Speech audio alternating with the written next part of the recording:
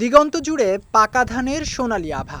ছবিটি বরগুনা সদর উপজেলার বিভিন্ন অঞ্চলের আমন ধানের মাঠের। বর্তমানে ধান কাটা, মাড়াই ও তা ঘরে তুলতে ব্যস্ত সময় পার করছেন কৃষকেরা। তবে কিছু কিছু এলাকায় শ্রমিক সংকটের কারণে ধান কাটতে বিলম্ব হচ্ছে। উপজেলা কৃষি বিভাগ জানিয়েছে, প্রাকৃতিক দুর্যোগের ফলে আমনের বীজতলা নষ্ট হয়ে যাবার পরও কৃষি বিভাগের সহায়তায় বীজ সংগ্রহ করে আবাদ শুরু করেন স্থানীয় কৃষকেরা। ফলে চলতি মৌসুমে অর্জন করা সম্ভব হয়েছে নির্ধারিত লক্ষ্যমাত্রা। সদর উপজেলায় এবছর 25,900 হেক্টর জমিতে আমনের লক্ষ্যমাত্রা নির্ধারণ করা হয়েছে এবং নির্ধারিত লক্ষ্যমাত্রা এবার আমনের আবাদ হয়েছে। তো এবছর একটা সাময়িক সমস্যা ছিল, বিভিন্ন প্রাকৃতিক দুর্যোগের কারণে আমন আবাদটা একটু লেট হয়েছিল, কিন্তু এবং কিছু আমনের বীজেরও সাময়িক সংকট দেখা গিয়েছিল, কিন্তু কৃষক বিভিন্ন উপায় এবং আমাদের সরকারি বীজ সহায়তায় সেই সংকটটাকে কাটিয়ে উঠতে পেরেছে এবং তারা যথাসময়ে আমন ধান মাঠে রোপণ করতে পেরেছে।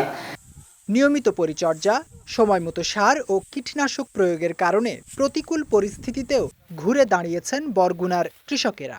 এমন অবস্থায় ধানের ভালো দাম পাওয়ার আশা করছেন তারা। বৃষ্টির কারণে পানতে তলাই গেছে, তলাই বীজ পেরা ধান পান আমাকে রোয়া পাড়া নষ্ট হয়ে গেছে। পরে এই বীজ কিনে আনছি 9 নম্বর 10 নম্বর দিয়ে, কিনে এনে 400 টাকা কেজি, বদলা দেওয়া লাগে 700 টাকা। এবার রুইছি, রোয়ার পরে হ্যাঁ আপনার ফলন ভালো হয়েছে। লাল মোটাটা, সাদা মোটা একটু খারাপ। লাল মোটা সার ওষুধ দিয়ে টিয়া যেভাবে হোক ভালো হয়েছে। ফসল ভালো হয়েছে, কিন্তু প্রথম অবস্থায় বীজতলা নষ্ট হয়ে গেছিল। পরবর্তীতে আমরা বীজ নতুনভাবে করা লাগছে এবং কেনা লাগছে। এরপরে আমরা বীজ বপন করছি, সার ঔষধ দেওয়ার পরে ইনশাল্লাহ এবছর বাম্পার ফলন।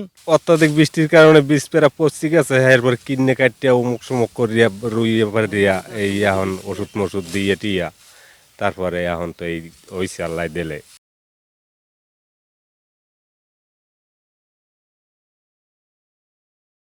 উপজেলা কৃষি বিভাগের তথ্য মতে, চলতি মৌসুমে বরগুনা সদর উপজেলায় 25,900 হেক্টর জমিতে আমনের আবাদ হয়েছে, যার মধ্য দিয়ে পূরণ হয়েছে চলতি বছরের লক্ষ্যমাত্রা। জাওয়াদন্তু, বিজয় টিভি, নিউজ ডেস্ক।